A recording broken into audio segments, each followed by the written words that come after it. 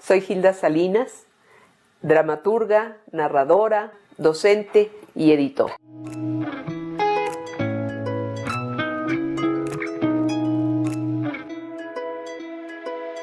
Yo empecé escribiendo cuentos desde que tenía 7 años, en cuaderno de doble raya. Era y durante mucho tiempo fue un modo de vaciar, de poner todo, fantasías, inquietudes, situaciones que se presentaban por ahí. Todo lo que pasaba a mi alrededor podía hacerse cuento. De hecho, sigue siendo así. A principios de los 90, Merari, Fierro y yo nos juntamos para hacer esta serie de Cuentalia, y ahí fue donde hice la primera plaquette de cuentos que eran todos de humor. Y por eso era para pelar la mazorca. Entonces hice una selección de los cuentos que me parecían los más que no se repetían y tuvieron su buena acogida, entonces fui muy feliz. La voz en que nos movemos cambia muy rápido, porque yo ya no soy la misma que era el año pasado. Nadie de los que estamos ahorita en el mundo somos los mismos que éramos el año pasado. Y el año que entra seremos otros. Si no editamos lo que somos capaces de escribir, pierde vigencia y ya no nos representa. Yo creo que a mí me gusta también y me gustan mucho las historias azotadas. Yo creo que yo soy un poco azotada, pero no puedo vivir de tiempo permanente en el azote por salud mental. Entonces, por lo general, después de escribir un cuento o una novela terrible, tengo que hacer algo de humor para escapar. Y la vida está llena de humor, ¿no? Yo creo que estamos viviendo... decía Hugo Argüelles, que también fue mi maestro, que para que entendiéramos la diferencia en géneros, que iba una viejita caminando, él era muy sarcástico, por la calle, entonces decía, la vieja se resbala, se cae, se le ven los calzones. Y una persona que la ve, se preocupa y va corriendo a levantarla. Eso es el melodrama. Y otra persona que lo ve se ríe. Y esa es la comedia o la farsa. Entonces, yo creo que yo aprendí a distinguir esta cuestión de cómo no es el hecho, es la óptica, ¿no? Cómo visualizar algo de manera que se vuelva cómico en lugar de trágico. Voy a empezar por Las sombras del safari. Para mí es un pastel en rebanadas. El mismo safari es el pastel, porque era un bar LGBT que en ese tiempo se le decía bar de ambiente, en la zona rosa en los años 60. Y estuvo del 61 al 68.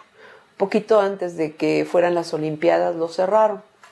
Pero también ahí iban muchas personas, también del mundo intelectual. Estuvo ahí cantando antes de que fuera absolutamente, porque después se volvió más lésbico que gay, pero antes de que fuera totalmente lésbico, estuvo la esposa del presidente, de Adolfo López Mateos, sí, que además no bebía nada, pero cerró el bar para oír a Toña la Negra, porque estaba cantando ahí.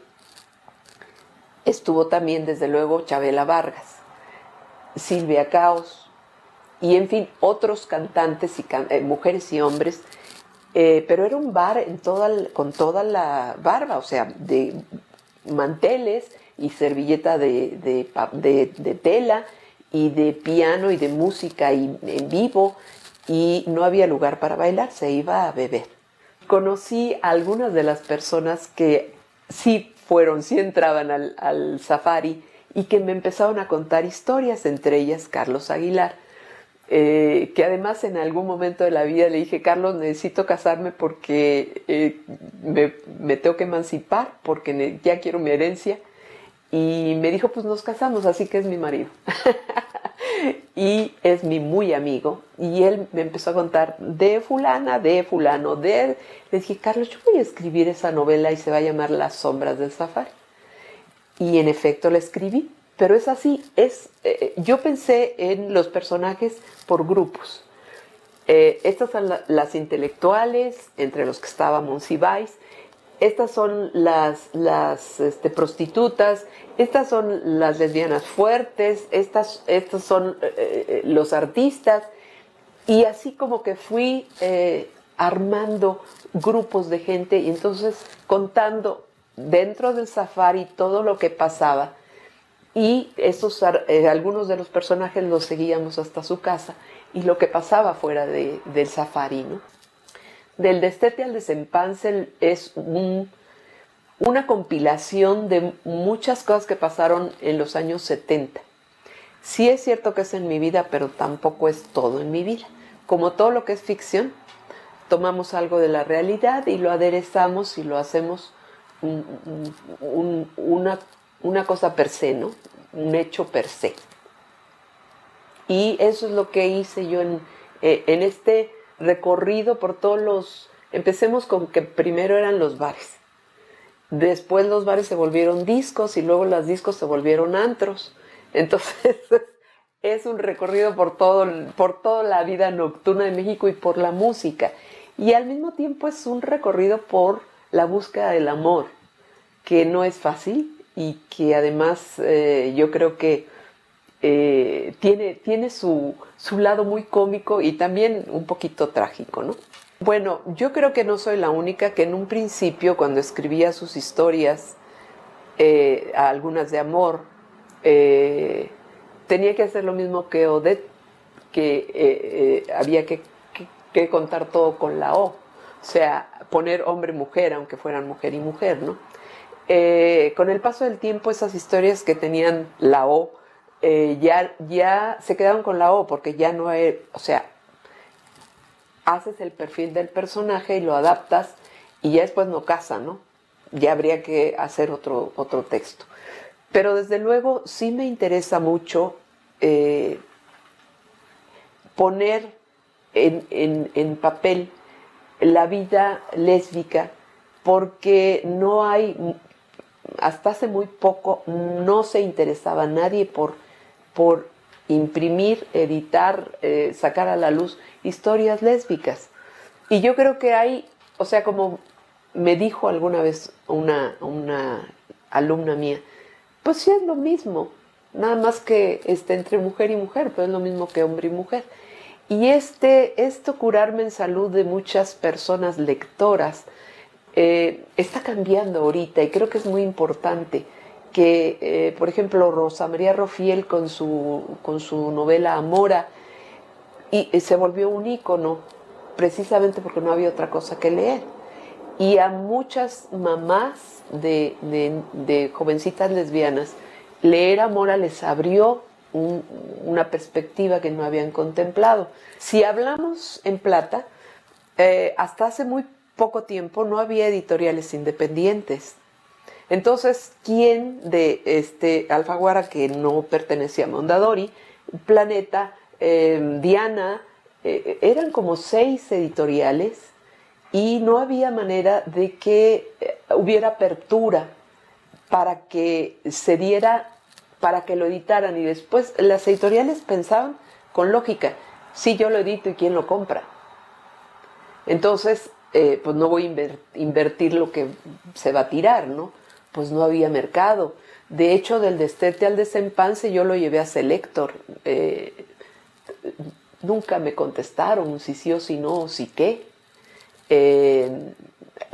Las sombras del safari la editó Diana. Yo creo que al año quebró.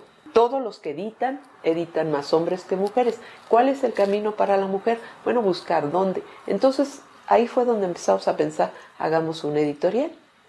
Y empezamos a ver la selección de libros. Claro, hay autoedición, ¿no? Pero también hay una selección de libros para hacer algunos otros, por ejemplo, las antologías. Yo no sé si Cristina Sánchez Andrade ha escrito cuento o le han publicado cuento.